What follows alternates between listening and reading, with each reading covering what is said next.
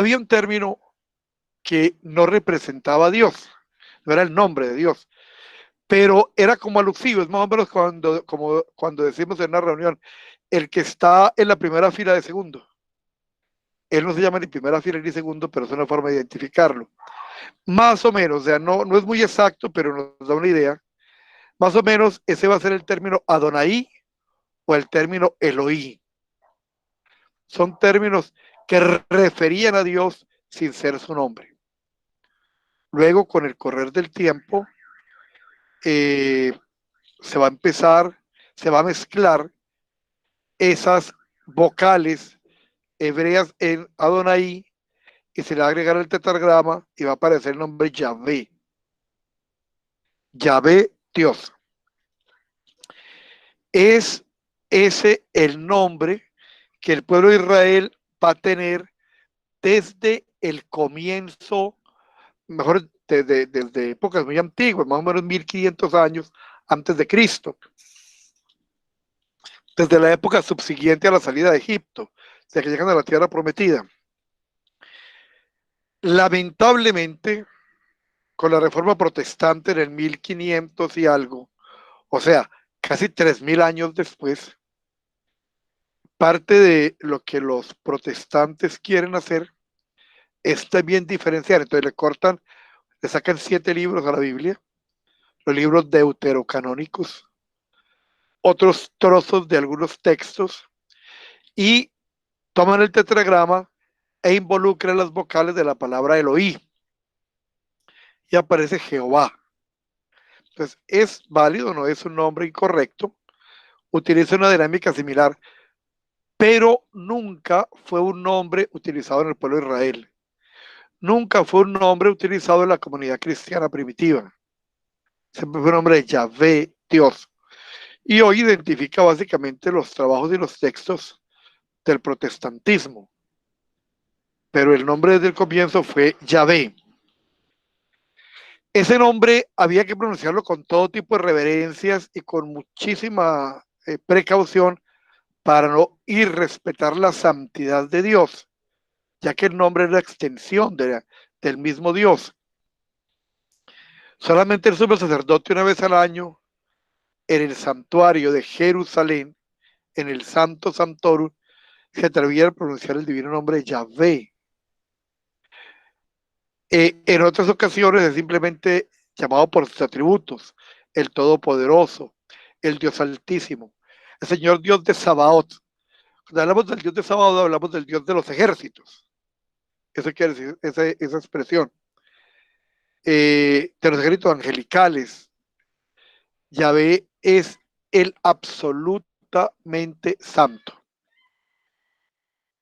Según la tradición bíblica ortodoxa, el decir Dios existe es la afirmación de que Él es tan único y tan perfecto que no puede comparar su existencia con la de ningún otro ser.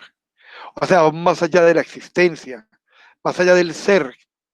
No decimos simplemente Dios es o existe, tal como otro es y existe. Decimos que Dios, ni decimos tampoco que Dios es simplemente el ser supremo, como todas las demás cosas de la creación. Dios es tan total, tan absoluto, que la expresión ya en sí misma nos pone en contacto con una realidad que supera ampliamente la posibilidad de entender y de conocer que el hombre tiene. La unidad de Dios tampoco es meramente equivalente al concepto matemático o filosófico de uno, ni tampoco a su vida, su bondad, su sabiduría y todas las virtudes. Es la idea que un hombre jamás podrá entrar a llegar a entender, nunca se podrá aproximar a ella. La realidad de Dios, que es uno, un ser, la totalidad, la plenitud, es el todo. Eso es lo que queremos decir cuando hablamos de Dios, el ser de Dios, del Dios uno. Creo en un solo Dios. Ese uno solo es porque Dios es la totalidad. Todo, absolutamente todo lo tiene Él como origen. todo, absolutamente todo viene de Él y todo, absolutamente todo está bajo su poder y bajo su dominio. Entonces es el sentido de decir un solo Dios. Ese uno, repito, no es el concepto ni matemático ni filosófico, es tratar de aproximarnos a esa realidad de Dios en su absoluta totalidad, en su total plenitud. En Dios no hay posibilidad de nada más.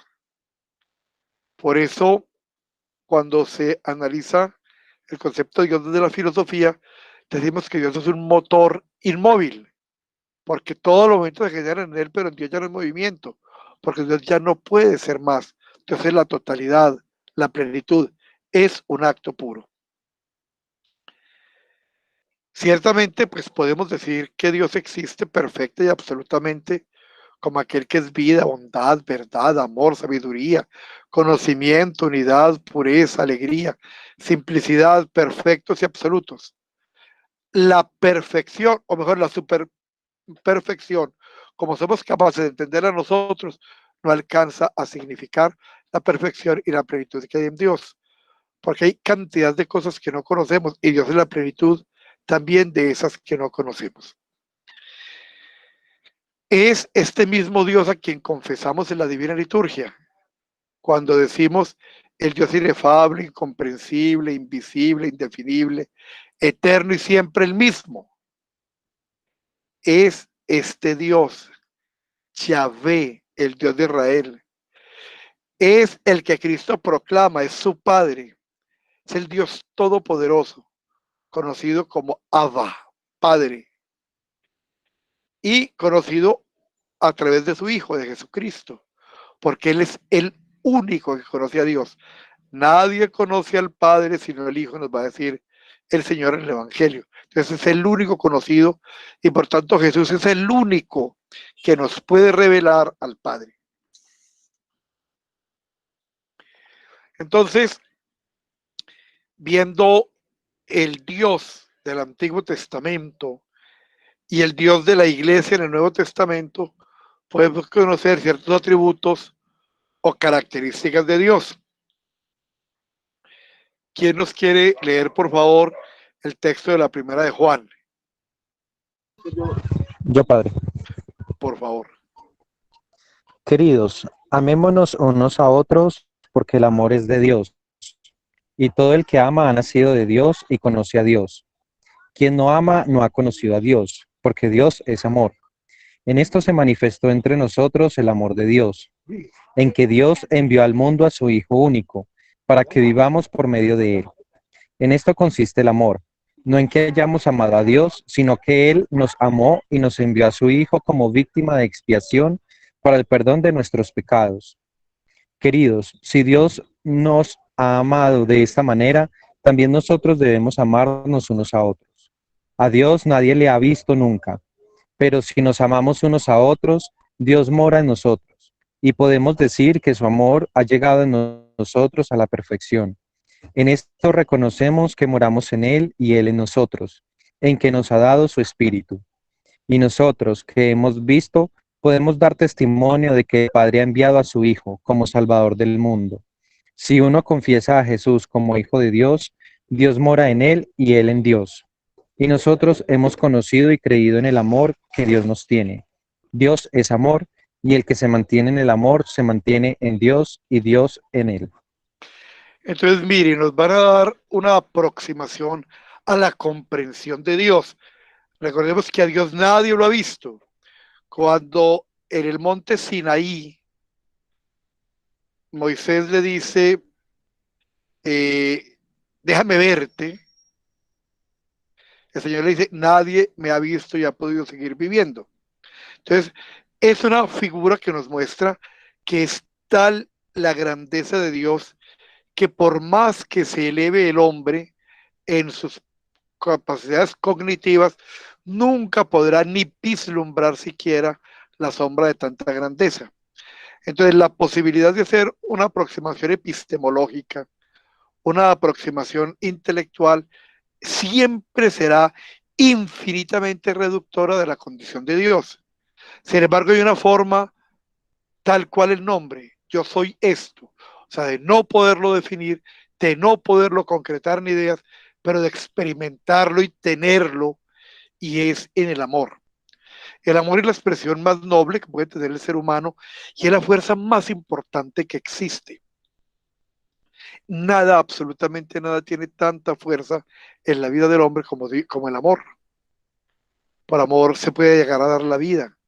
Por amor se cobra incluso la vida de otro. Por amor se hacen las grandes proezas, los grandes actos heroicos, los más grandes e importantes han nacido del amor. Amor a muchas cosas, a un país, a una idea, a una persona, a uno mismo. Pero Dios toma esa máxima posibilidad que el hombre tiene, que no es de orden cognitivo, sino de orden, tampoco diríamos que sensitivo propiamente, es de la totalidad de la expresión y de la posibilidad perceptiva del hombre, la toma para que allí sea el punto de encuentro más profundo que podamos tener con Dios. Dios es amor y cuando amamos, esa realidad nos aproxima a Dios. Ese amor que tiene que tener unas características muy particulares para que nos aproxime a Dios, de las cuales nos va a hablar hermosísimamente Pablo en su primera de Corintios capítulo 13. Entonces allí encontramos esas características de ese amor. Romanos 5:5 nos dice, por favor, seguimos leyendo. El amor. El el amor de Dios ha sido derramado en nuestros corazones por el Espíritu Santo que nos fue dado. Entonces, miren, supera, como ya decíamos, una expresión simplemente afectiva o emocional para darle el carácter de la totalidad motivacional y perceptiva del hombre. Y es la fuerza del Espíritu Santo el que derrama ese amor sobre nosotros. Siendo el Dios amor, hace todo por la vida y la salvación de los hombres del género humano. Él es misericordioso, bondadoso, es paciente, es compasivo, perdona, absuelve nuestros pecados y puede compartir la vida y el amor de Dios cuando participamos de esas condiciones.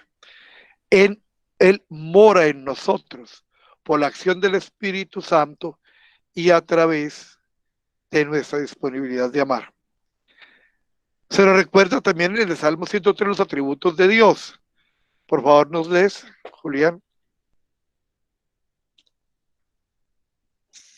Bendice, alma mía, el Señor, y no olvides ninguno de sus beneficios. Él es quien perdona todas tus iniquidades, el que sana todas tus dolencias. Misericordioso y compasivo es el Señor, lento para la ira y grande en misericordia. Entonces, todos esos atributos son los atributos del amor de Dios. Entonces, le quedo pensamos diciendo, creo en un solo Dios. Vimos que, otra vez, que cuando hablamos de uno, no es la unidad del concepto matemático. Es la unidad como plenitud y totalidad, fuera de lo cual nada existe. Esta afirmación, creo en un solo Dios, es la afirmación fundamental a partir de la cual se va a derivar todo el credo. Todo, absolutamente todo, depende de esta primera expresión. Creo en un solo Dios, Padre Todopoderoso. Entonces, ese Padre Todopoderoso es el atributo de ese único Dios. Es creer que Él nos da y sustenta cada instante de nuestra vida, porque Él es el origen, porque todo, absolutamente todo, obedece a su voluntad y entonces de su providencia viene nuestra vida. Cuando declaro que creo en un solo Dios, Padre Todopoderoso, me estoy declarando súbdito incondicional de gratitud absolutamente imponderable, porque me dio el atributo central y básico de todo. Es no conformarse con el mal, sino intervenir para que se confíe.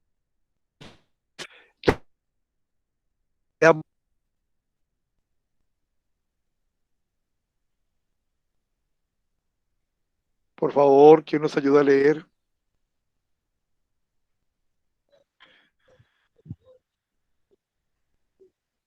Es vivir confiado en aquel Dios. ¿Cuál es ese Dios? ¿Quién nos No lee? sé por qué se perdió. Padre, ya le ayudé, es que se Aquel, bloqueó. Aquel que tiene poder para realizar todas las cosas incomparablemente mejor de lo que nosotros podemos pedir o pensar conforme a nuestra capacidad. entonces mire, es el único que tiene todo el poder para realizar todo, incluso más allá de lo que nosotros podemos siquiera imaginar.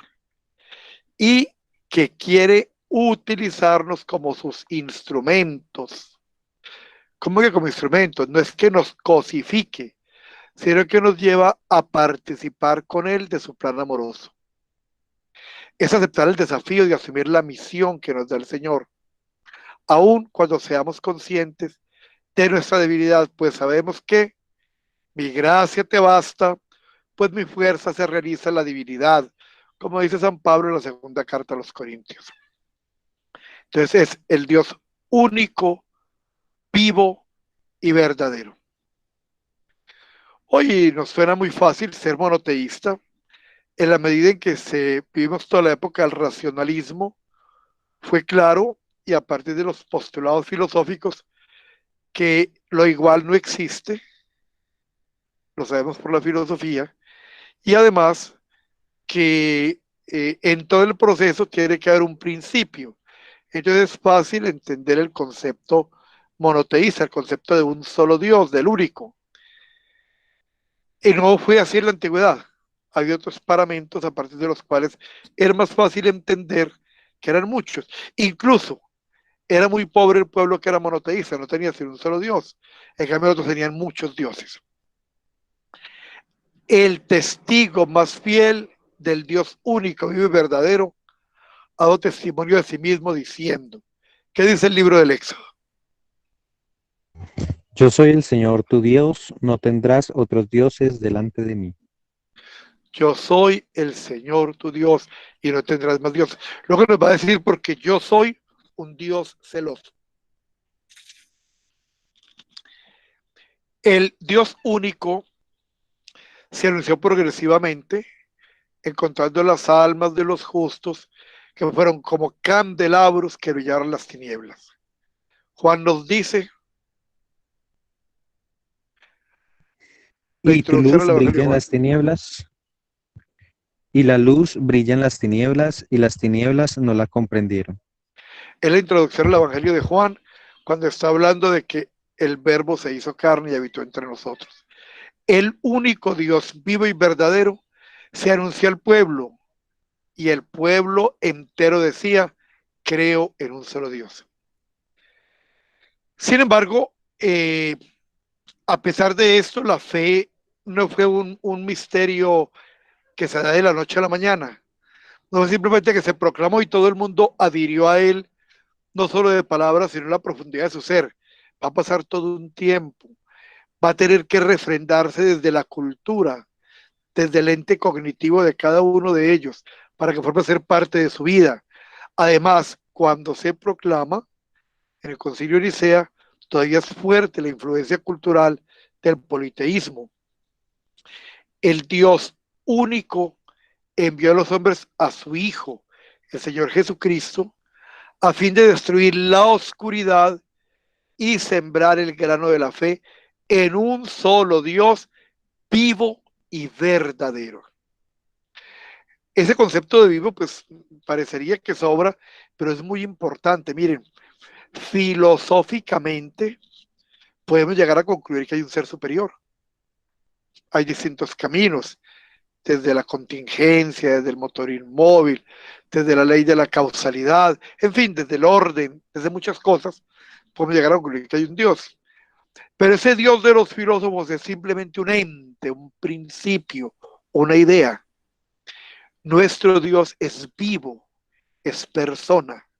Entonces, eso es totalmente diferente de una simple noción a la realidad infinita de alguien que está vivo y es persona. Los apóstoles difundieron por todo el mundo esta fe, la fe en el único Dios vivo y verdadero.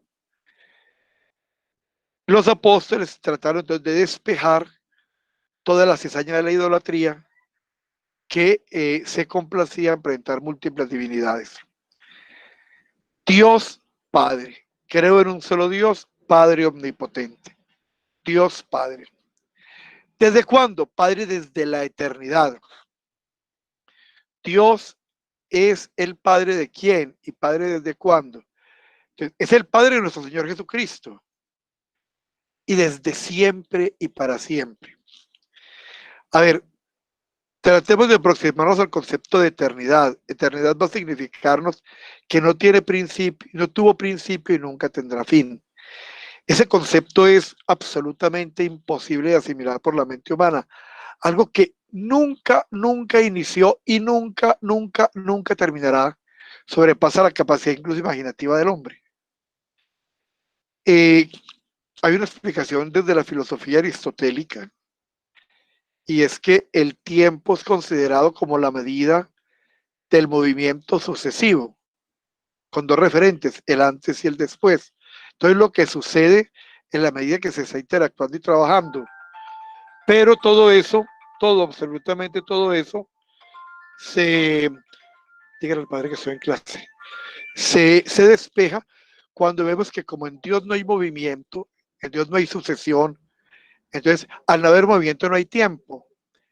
Entonces desde ahí estamos perfectamente salidos de ese contexto y entramos al concepto de la eternidad. En la eternidad donde no hay la sucesión de hechos, sino que hay la simultaneidad. Todo es al mismo tiempo, todo acontece simultáneamente. Y esa es, mal empleado el término, pero podríamos decirlo, entendiendo que no es correcto, pero que es el tiempo de Dios. El tiempo de Dios no es sucesivo, sino que es simultáneo. Entonces, todo lo creado parte de Dios. Dios es antes del tiempo, antes de los seres temporales, antes de los invisibles, de los ángeles y todas las huestes celestiales. El Padre también engendra al Hijo y ahí no hay ningún cuándo, porque tampoco el Hijo, por ser Dios, está bajo la condición del tiempo. Y eso es muy difícil. Los seres humanos nos movemos en dos condiciones metafísicas. La primera, el espacio. Acontecemos en algún lugar determinado porque somos materia. En Dios no hay espacio, Dios no es materia. Y Dios tampoco está sujeto al tiempo, que es una medida inexorable del hombre. Entonces, para nosotros limitados, seres espaciotemporales, tiene una gran dificultad para entender a Dios, que antes del tiempo y sin el tiempo y sin un cuándo engendró a su Hijo único.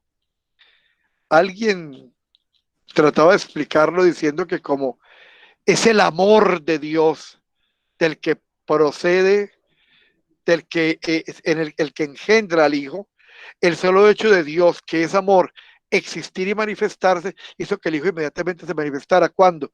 Desde siempre, porque desde siempre existió el Padre. No es fácil de entender, pero al menos nos quedan las ideas. El Altísimo se anuncia en primer lugar como Padre, luego como Todopoderoso y luego como Creador. Para hacer los tres elementos. Su paternidad concierne al Hijo coeterno y el todopoderío y la creatividad conciernen al mundo creado, visible e invisible. Entonces, fuera del tiempo, eso concierne solo a su Hijo, que es coeterno con el Padre. Y el ser todopoderoso y el ser creador concierne al mundo creado, visible e invisible. Es cuando decimos que los tres elementos que vamos a considerar es el Padre como, eh, Dios como Padre, Dios como todopoderoso, Dios como creador. Jesús es el que va a enseñar a los seres humanos a llamar al todopoderoso, al Señor Dios de los ejércitos, por el nombre de Padre. Subo a mi Padre y a vuestro Padre, a mi Dios y a vuestro Dios. Antes de Jesús nadie se atrevería a rezar a Dios con un nombre tan íntimo como el Padre. Cuando Jesús nos enseña a orar, lo primero que dice es, cuando vayan a orar, digan, Padre nuestro que estás en los cielos. Jesús lo llama Padre, ¿por qué? Porque es el Hijo unigénito de Dios. Nosotros lo somos por adopción, Él por naturaleza. Entonces va a crear el concepto de la filiación. La filiación es el ser, hacerme hijo, hacerme hijo. Tiene la palabra latina filio, que significa hijo. Entonces la filiación. Este derecho de hijos del Padre Celestial ha sido otorgado a los hombres por el Señor Jesucristo. Lee por favor el texto de Juan.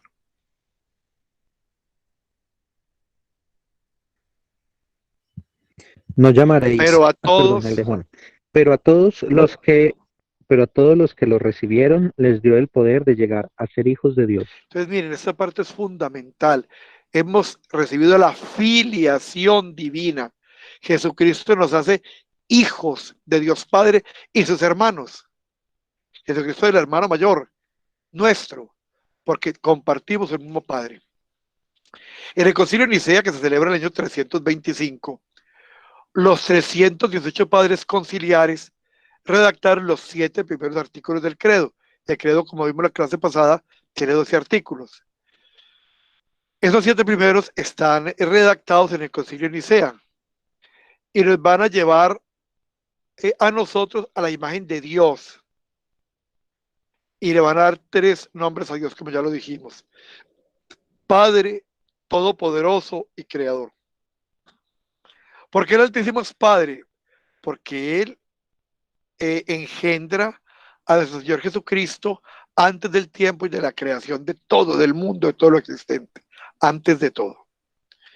Porque el Hijo de Dios encarnado ha traído a los hombres como primera ofrenda la filiación adoptiva.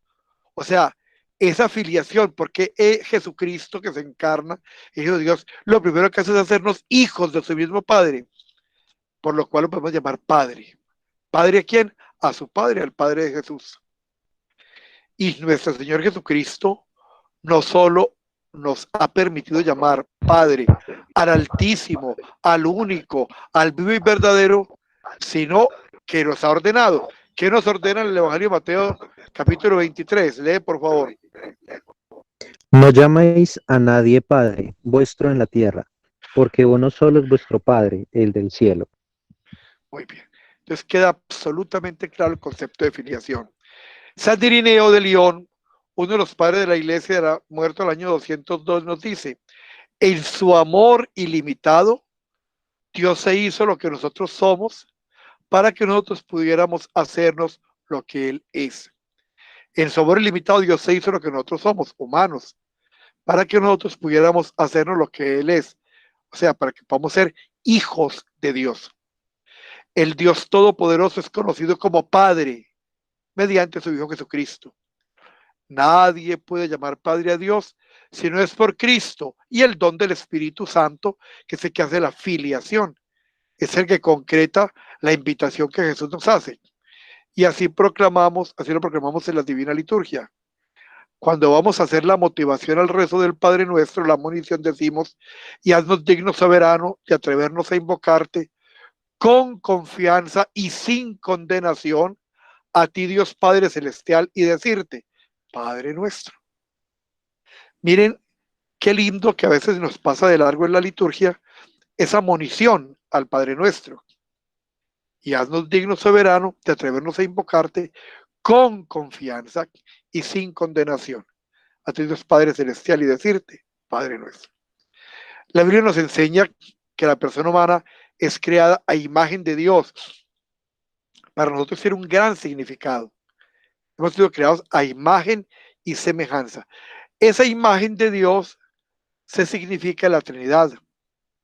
Solo a la luz del dogma trinitario entendemos quiénes somos y qué es lo que Dios quiere que seamos. Esta parte es un poquito compleja, soy consciente de ella. Es ya no es pues una catequesis, una parte teológica, pero alguna vez tenemos que aproximarnos al concepto de la Trinidad. Obviamente no vamos a desarrollar un tratado de Trinidad de teología, pero sí miremos un poquitico algunas características teológicas de la Trinidad. La característica distintiva de la primera persona en la Trinidad es su paternidad. Él es no engendrado, es el origen de sí mismo, proviene de sí mismo y no de alguna otra persona. Entonces él es el origen de sí mismo. Y ese origen es una figura simple, es también figurativo. Origen no porque nunca inició, nunca tuvo origen. Volvemos a la dificultad del concepto de eternidad.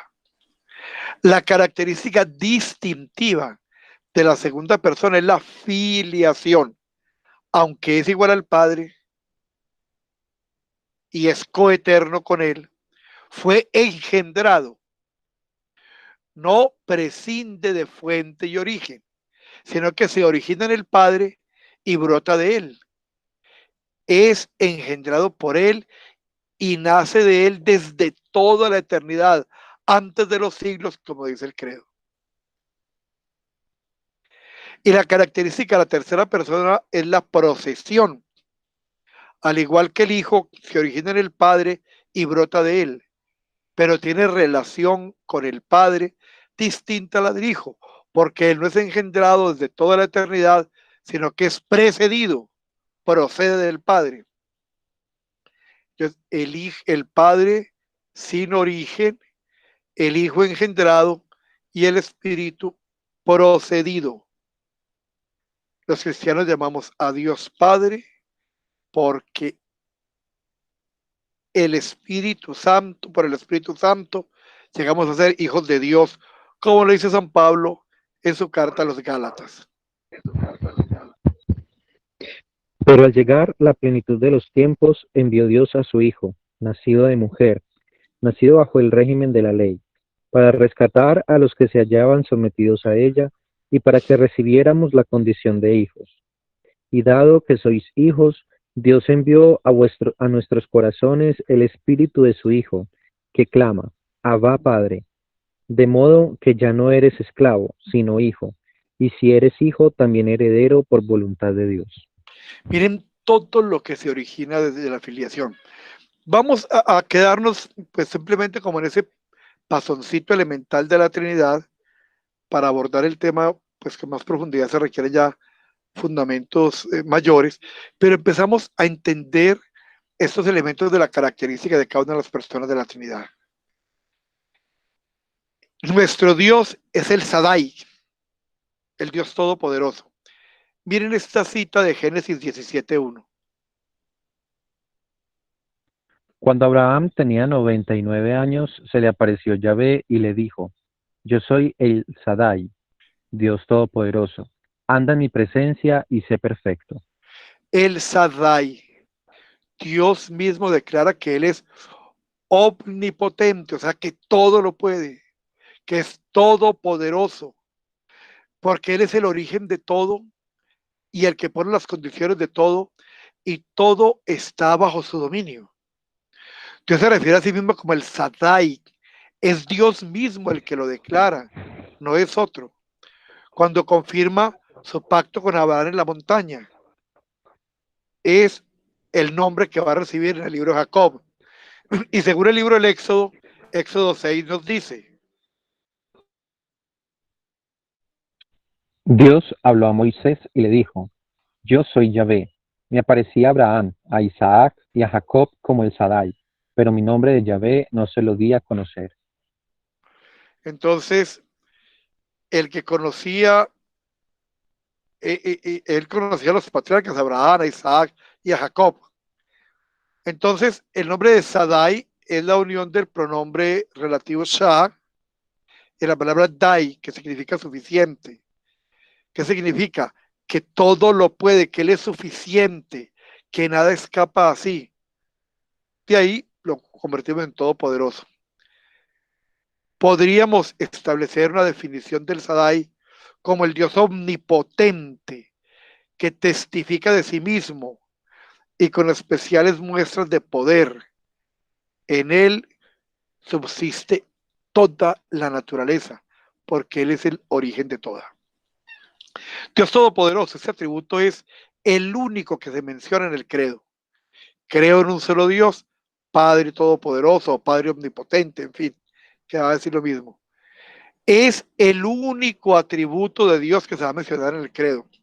No se dice, creo en el Dios Padre, todo misericordioso, todo santo, todo sabio, todo omnisciente, todo omnipresente, no. Simplemente el Dios Todopoderoso. Aunque todos los demás atributos le pertenecen, son parte de él.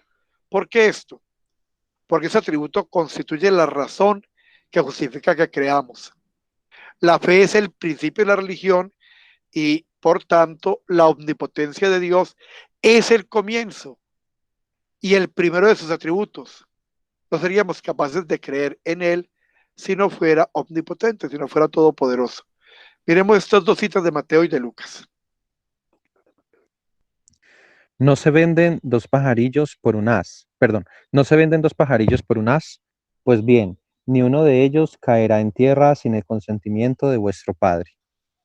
Entonces está hablando de que hasta lo más mínimo y elemental está en la mano del Padre. Va a decir en otra parte, porque no se mueve a la hoja de un árbol sin la voluntad de mi Padre Celestial. Mire, sigue. Y el Hijo de Dios lo testiguó ¿cómo? Pero no perecerá ni un cabello de vuestra cabeza. Entonces son muchísimos los textos en que Jesucristo nos habla de la omnipotencia, del todopoderío de Dios. Él todo cuanto le place lo realiza. El Salmo 115 dice, Nuestro Dios está en los cielos, todo cuanto le place lo realiza. entonces nos queda claro eso. Creemos que esa omnipotencia es universal, porque Dios que ha creado todo, como lo vemos en Génesis y en Juan, rige todo y lo puede todo. Esa omnipotencia es amorosa, porque Dios nuestro Padre es amoroso. Es misericordiosa, porque Él es misericordioso. Y porque solo la fe se va a manifestar en la debilidad, como lo dice Pablo en su carta a los Corintios. La Biblia menciona con frecuencia el poder de Dios. Dios es llamado el fuerte de Israel. Por eso, léeme por favor el texto de Isaías. Por eso, oráculo del Señor, Yahvé Sabaoth, el fuerte de Israel. Entonces llamado el fuerte de Israel, o sea, el más fuerte, el poderoso, el que todo lo puede en Israel. Es llamado el Señor de los ejércitos, Señor Sabaoth, como lo vemos en esta cita del Salmo 46. La vemos también en Isaías, en varias citas, en Zacarías. ¿Qué dice la cita del Salmo? Con nosotros, Yahvé Sabaoth, baluarte para nosotros, el Dios de Jacob. Entonces miren que tiene una cantidad de citas, tiene Isaías 13, 37, 47, Zacarías, y hay muchos más. El Señor de los ejércitos. Él es el Señor, el ser Señor es ejercer el señorío, o sea, dirige, manda, tiene todo el poder. ¿Sobre qué? Sobre los ejércitos celestiales, manifestando lo más poderoso que pudiera existir en la conciencia y la imaginación del hombre. Entonces, si Dios es todopoderoso, ¿qué dice el Salmo 135? Todo cuanto agrada a Yahvé lo hace en el cielo y en la tierra, en los mares y en todos los abismos. Entonces, Él hace todo lo que Él quiere. ¿Por qué? Porque Él lo ha hecho. Nada le es imposible, lo vemos en Jeremías y en Lucas. Dispone de su obra según su voluntad. Es el Señor del universo. Ha establecido el orden que permanece eternamente sometido y disponible. Es el Señor de la historia, gobierna los corazones y los acontecimientos según su voluntad. El libro de la sabiduría nos va a decir, Pues el actuar con inmenso poder siempre está en tu mano. ¿Quién se podrá oponer a la fuerza de tu brazo? y con Job todos confesamos. Sé que eres todopoderoso, ningún proyecto te es irrealizable. Muy bien. Pero aquí en esta omnipotencia de Dios es importante aclarar algo. Esa omnipotencia va también acompañada de omnisciencia, de infinita sabiduría. Entonces, a veces la gente le pide a Dios que haga bobadas. No, no, es que también es absolutamente sabio y conoce todo. Entonces, empezar a decirle, Señor, venga, que me caiga mercado del cielo, eso no va a suceder. Ese hecho que ocurrió con el maná en el desierto fue bajo unas condiciones particulares, pero no se va a repetir. Entonces, todo ese tipo de cosas, a veces creemos, no, como Dios es omnipotente, entonces Dios puede hacer cualquier cosa. Entonces, incluso que van contra sí mismo. Por ejemplo, Dios no puede odiar, porque eso va contra él. Entonces no es omnipotente, no es omnipotente, claro que lo es, pero es omnisciente y no se va a negar a sí mismo, porque él es amor. Entonces, a veces nos entusiasmamos simplemente con esa omnipotencia y la creemos ilógica, infantil, novelesca, y no, no es eso. ¿Cómo un Dios omnipotente muere en la cruz? ¿Cómo el mal llega hasta matar al Hijo de Dios? Nosotros, como explicado hace un minutico, querríamos ser omnipotencia divina según nuestros esquemas mentales y nuestros deseos. Un Dios omnipotente que resuelva los problemas, que intervenga para evitar dificultades, que venza los poderes adversos, que cambie el curso de los acontecimientos, que anule el dolor. En fin, un Dios que si nos hiciera caso, este mundo se volvería un desastre, desaparecen las leyes de la física, las leyes del universo, todo desaparecería. Entonces, no, la obra creadora, la obra creada es bien hecha, vio Dios que era bueno y no la va a desbaratar por más oraciones que hagamos pidiéndole, Señor, haz cosas absurdas. Señor, vete contra la naturaleza de las cosas. Eso nunca va a suceder. No porque no sea omnipotente, sino porque es omnipotente en su omnisciencia. ¿Te hago una pregunta? Sí. Eh, ya que toca ese tema de que Dios es omnisciente y omnipotente y que, digamos, no se altera el tema de la realidad, pues de cierta manera, ¿cómo opera o cómo se ve, por ejemplo, el tema de los milagros y, bueno, todas esas cosas, la sanación que va pues en Entonces, mire, contra de la naturaleza? un milagro es una transgresión a la ley natural que se hizo en un momento determinado en razón a testimoniar la persona de Jesús que lo fuera más fácilmente entendible, en razón a eso, no en ninguna otra razón. Entonces, esto lo hago para que crean, para que viendo crean, va a decir Jesús en el Evangelio, va a decir cuando antes de la resurrección de Lázaro, Señor, te doy gracias, porque manifiesta estas cosas de los humildes y sencillos. Entonces, son signos que acompañan la predicación. En la predicación apostólica que leemos en Hechos de los Apóstoles, vemos una cantidad de signos que los acompañaban, y va a hacer alusión directamente el texto a eso, pero simplemente para facilitar al hombre el aceptar el llamado de Dios. Pero la constante no es desbaratar e ir contra las reglas y contra las normas de lo creado. Es lo que va a decir el texto que está a continuación en Isaías 55. Léelo, por favor. Eh, Porque no son Perdón que me perdí. arriba, la parte Porque de no arriba. son mis pensamientos, ya, sí. Porque no son mis pensamientos vuestros pensamientos, ni vuestros caminos son mis caminos. Oráculo de Yahvé. Entonces su omnipotencia es distinta, no se expresa como fuerza automática o arbitraria, sino que se caracteriza por una libertad amorosa y paternal.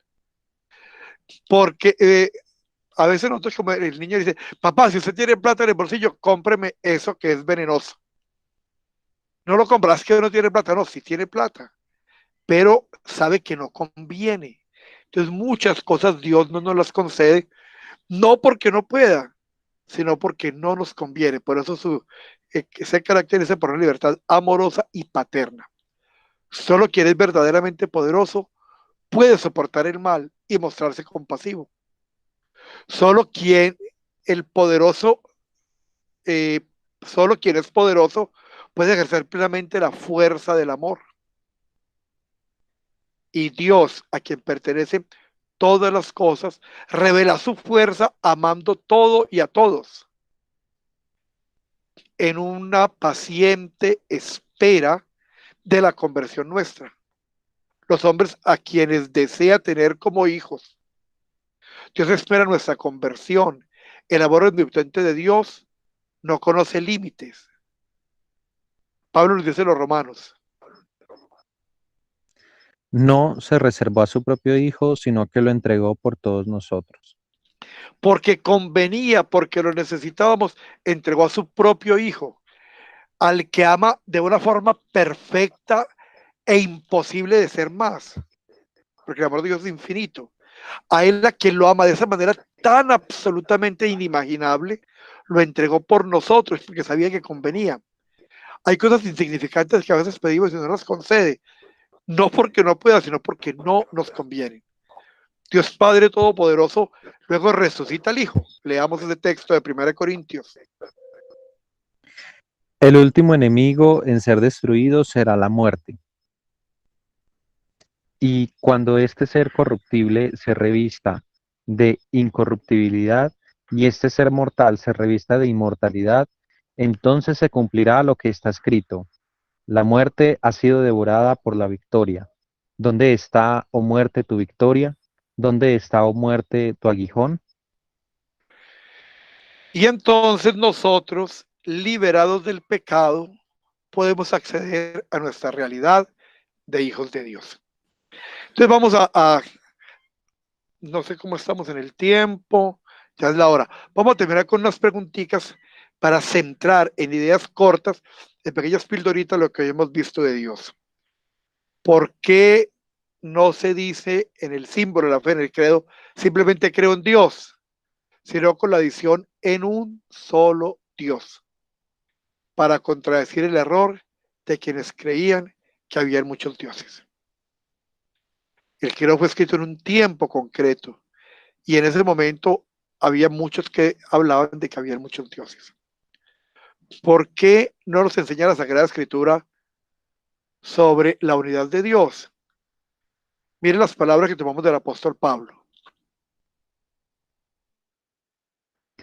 Pues no hay más que un único Dios, pues aunque la gente les dé el nombre de dioses, bien en el cielo, bien en la tierra, de forma que hay multitud de dioses y de señores.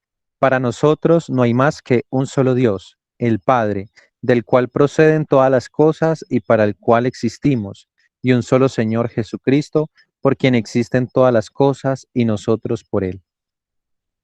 Entonces ahí nos queda clara esa precisión. ¿Podemos nosotros conocer la verdadera esencia de Dios? No, está por encima de todo conocimiento, no solo del hombre, sino también de los ángeles.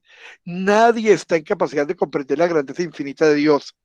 Por eso nos va a decir un santo muy importante, San Gregorio Palamas, en el siglo XIII y XIV, nos va a decir, Dios es incognoscible, inacible, pero podemos, a eso lo podemos ver, pero podemos ver y conocer sus manifestaciones, las energías de Dios. La palabra energía no es con el término ahora de la nueva era, sino que es el concepto griego de energía. Energía el accionar, significa. La energía es como acciona algo. Entonces conocemos la energía de Dios, conocemos la acción de Dios, no la esencia, pero sí la acción de Dios, que la vemos en el acto creador, que la vemos día a día. Cuando, si Dios nos permite, miremos un poquitico los padres de la iglesia, podremos entender ese concepto de la energía. ¿Cómo hablan las Sagradas Escrituras de este punto? El apóstol Pablo dice que Dios es, ¿qué? En 1 Timoteo, El único que posee inmortalidad, que habita en una luz inaccesible, a quien no ha visto ningún ser humano ni le puede ver. A él el honor y el poder por siempre. Amén. Dios habita en una luz inaccesible. Allí no podemos llegar. Eh, ¿Qué idea nos da la revelación divina de la esencia y de los atributos esenciales de Dios? Que Dios es un espíritu eterno, todo bueno, omnisciente, todo recto, todopoderoso, omnipresente, inmutable, todo satisfecho y todo bendito. Esos son los atributos que descubrimos de Dios en la lectura de las Sagradas Escrituras. Se demuestra entonces por las Sagradas Escrituras. Primero, Jesús Cristo mismo ha dicho que Dios es un espíritu. Juan 4. De la eternidad de Dios, David dice, antes que los montes fueran engendrados, antes que naciese la tierra y orbe, desde siempre y hasta siempre, tú eres Dios. Salmo 90. En el Apocalipsis leemos la siguiente invocación a Dios: Santo, Santo, Santo, es el Señor Dios Todopoderoso, el que era, el que es y el que ha de venir. En la carta, el apóstol Pablo dice en la carta de los Romanos: el Evangelio fue manifestado de acuerdo con el mandamiento del Dios eterno. Sobre la bondad de Dios, Jesús mismo dice: ninguno hay bueno sino uno, Dios, el Padre Celestial. El apóstol Juan dice: Dios es amor, primera de Juan. David canta: clemente y compasivo es Yahvé, tardo a la cólera y grande en amor, bueno es Yahvé para con todos, y sus ternuras sobre todas sus obras. Llevamos 7 atributos de Dios. Octavo, de la omnisciencia de Dios, San Juan nos dice: pues Dios es mayor que nuestra conciencia y conoce todo. San Pablo exclama como noveno atributo: oh profundidad de la riqueza, de la sabiduría y de la razón de Dios, cuán insondables son sus juicios e inescrutables sus caminos. Sobre la justicia de Dios, David canta: porque Dios es recto, ama la verdad, su rostro ve la verdad. San Pablo dice: el cual pagará a cada uno conforme con sus obras, y porque no hay acepción de personas en Dios. Dios no escoge, todos somos iguales. 12, otro atributo de Dios. Sobre el poder de Dios, el salmista dice: porque Él dijo y fue hecho, Él mandó y se formó. Y el arcángel dice en el Evangelio: porque no hay nada imposible para Dios. Terminemos de leer esta última cita de la omnipotencia de Dios, que está en el Salmo 139, por favor, Julián. ¿A dónde iré yo lejos de tu espíritu? ¿A dónde de tu rostro podré huir? Si hasta los cielos subo, allí estás tú. Si en el Seol me acuesto, allí te encuentras. Si tomo las alas de la aurora, si voy a parar a lo último del mar, también allí tu mano me conduce, tu diestra me aprende. Aunque diga, me cubra al menos la tiniebla y la noche sea en torno a mí un ceñidor, ni la misma tiniebla es tenebrosa para ti, y la noche es luminosa como el día. Muy bien. El 15, vamos a ver 17 atributos. El apóstol Santiago dice: Toda dádiva, toda dádiva buena y todo don perfecto viene de lo alto, desciende del Padre de las luces, en quien no hay cambio ni sombra de rotación. por eso, y esa frase le va a sonar rarísima, San Gregorio Palamas dice: todo lo que no viene de Dios es pecado, porque toda obra buena y todo don perfecto provienen de lo alto. Todo lo que es bueno viene de Dios, y lo que no viene de Dios es pecado.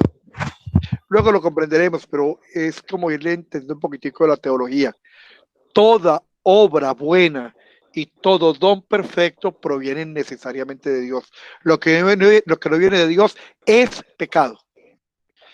16. El apóstol San Pablo escribe que: Ni he servido por manos humanas como si de algo estuviera necesitado, el que a todos da la vida, el aliento y todas las cosas. Él no necesita de nosotros para nada. Nuestras oraciones lo enriquecen. Dios es inmutable, Dios no cambia. Dios no puede ser más porque yo lo alabe o menos porque deje de alabarlo.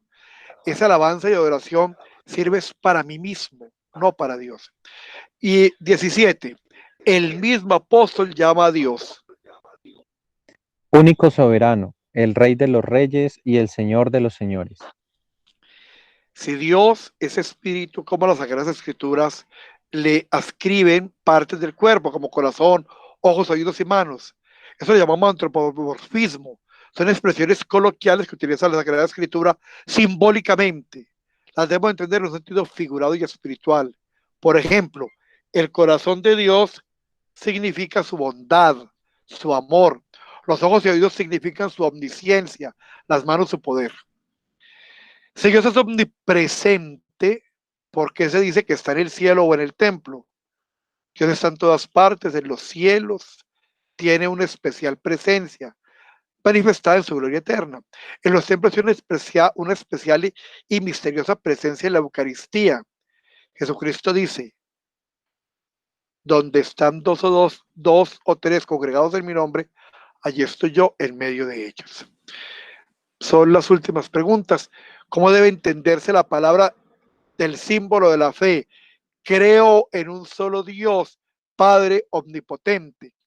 Eso debe entenderse con referencia al misterio de la Santísima Trinidad, porque Dios es uno en sustancia, pero trino en personas. El Padre, el Hijo y el Espíritu Santo. Trinidad cosustancial, o sea, de la misma sustancia y que es indivisible. ¿Cómo se habla de la Santísima Trinidad Sagrada Escrituras? Los principales textos del Nuevo Testamento sobre este punto son los siguientes. Léelos, por favor, del Evangelio de Mateo y del Evangelio de Juan. Julián. Dice, sí, Padre, pero Id, id id, pues y hacer discípulos. Id pues y hacer discípulos a todas las gentes, bautizándolas en el nombre del Padre, y del Hijo, y del Espíritu Santo. Porque y en tres Juan, son los, porque tres son los que dan testimonio en el cielo, el Padre, la Palabra y el Espíritu Santo, y estos tres son uno. muy bien, textos bíblicos. Está mencionada también la Santísima Trinidad en el Antiguo Testamento. Sí, solo que no tan claramente. Por ejemplo, en el Salmo 33 dice, Por la palabra de Dios fueron hechos los cielos, y su ejército por el aliento de su boca. la palabra de Dios es el Hijo y el aliento de su boca es el Espíritu Santo, el Ruaf hebreo. Y dice Isaías, Santo, santo, santo es el Señor de los ejércitos, toda la tierra está llena de su gloria. esa triple alusión a la santidad es un anuncio trinitario. Las últimas tres preguntas. ¿Cómo es un Dios en tres personas? No podemos comprender este misterio inherente a la divinidad, pero lo creemos con el infalible testimonio de la palabra de Dios que nos dice con Pablo. En efecto, ¿qué hombre conoce lo íntimo del hombre sino el espíritu del hombre que está en él? Del mismo modo, nadie conoce lo íntimo de Dios, sino el espíritu de Dios. ¿Qué diferencia hay entre las personas de la Santísima Trinidad? La diferencia consiste en que el Padre es creador, el Hijo es salvador y el Espíritu Santo quien santifica. Las tres hipóstasis, una palabra nueva, luego lo vamos a ver, o personas de la Santísima Trinidad tienen igual dignidad. Sí, todas, de absolutamente igual divina dignidad. El Padre verdadero Dios, el Hijo igualmente verdadero Dios y el Espíritu Santo es verdadero Dios también. Así son tres personas distintas y un solo Dios verdadero. Hemos visto la omnisciencia. Con la ayuda de Dios la semana entrante miraremos la creación, el sentido del Padre creador. Si hay alguna pregunta, es el momento entonces de manifestar las inquietudes que tenemos.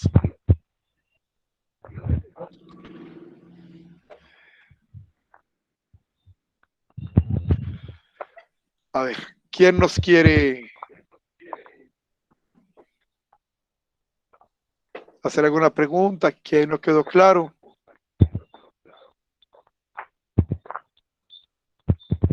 Lo que hemos visto hoy está en el material que les hicimos llegar. Ese material, les recuerdo a repetir, es material excelente de la Facultad de Teología de la Universidad del Balaman y vale la pena.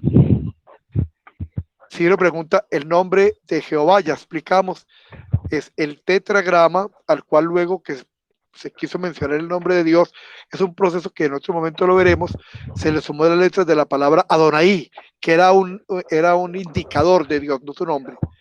Y luego los protestantes en el 1500 y algo, 1600, cogen de nuevo el tetragrama y le suman las vocales de la palabra Elohim, que era otra palabra que también designaba a Dios. Muy bien. ¿Se da alguna pregunta, alguna inquietud? ¿Sí?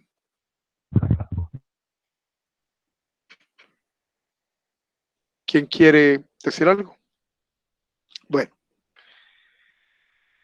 Entonces le vamos a dar gracias a Dios que nos ha permitido reunirnos esta noche. Lo que hoy hemos enunciado requiere de verdad ser leído, requiere que esté con despacio, vuelva y lo revise, para que esos conceptos sobre Dios que se supondría que todos conocemos, pero que la verdad es que nunca lo hemos profundizado, entren a formar parte de nuestra formación en la fe. Le pedimos a la Santísima Virgen María que ella, que conoce al Hijo tan bien, con la misma limitación humana de que no entiende su esencia, pero lo percibe lo más profundo de su intimidad, nos lleve a experimentar el amor infinito que nos permite acercarnos y hacernos uno con Dios. Más honorable que los querubines e incomparablemente más gloriosa que los serafines. Tú que incorrupta diste a luz a Dios el Verbo, verdadera Teotocos, te magnificamos.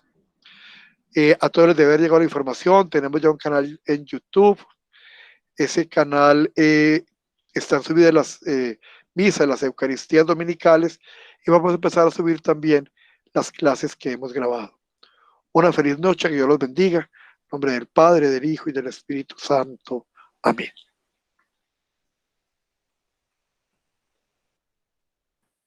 Bueno, gracias, padre. Jorge, feliz Muy buenas noche. noches. Y saludas a la familia. Con mucho gusto. Don Jaime, qué bueno haberlo tenido con nosotros. Padre, Una muchas feliz noche. gracias. Feliz noche, Ciro. ¿Quién me habló? Yo, Padre, muchas gracias. Danielita, Dios te bendiga. Para el doctor Germán y Amén, la Padre. doctora San, una feliz noche. Muchas gracias, Padre. Que Dios lo bendiga. Patricia, feliz noche. Dios te bendiga y te guarde. Vladimir, Amén, qué amén. bueno haberte tenido. Daisy. Padre, qué pena que me conecté muy tarde, pero ay Dios, eso es un corre-corre. Bueno, pero tienes ahí a mano el material. También, Sí, de aquí a sí, mañana vamos a subir las diapositivas a la red y ustedes van a poder mirarlas y profundizar. al Y drive. se toma nota de lo que no podamos entender y lo explicamos en la próxima clase. Ah, bueno, Padre, sí, Dios le pague porque hoy me perdí una gran partecita, pero la otra me la vi, pero bueno, Bueno, ahí estamos. Germán, te Bueno, llamo esta Padre, una feliz semana. noche. que Dios Feliz lo noche. Te llamo para que programemos encontrarnos con la ayuda de Dios. Si Dios me lo permite, como este domingo sí hago lo que le pregunté si podíamos. Perfecto, perfecto, muy bien. Bueno, Padre, haga. Una feliz noche. Dios los bendiga a todos los Feliz que están ahí. noche. Bueno, amén. Que estés muy bien. Doctor Germán, hablamos esta semana para que nos encontremos. Saludes en la casa a la doctora.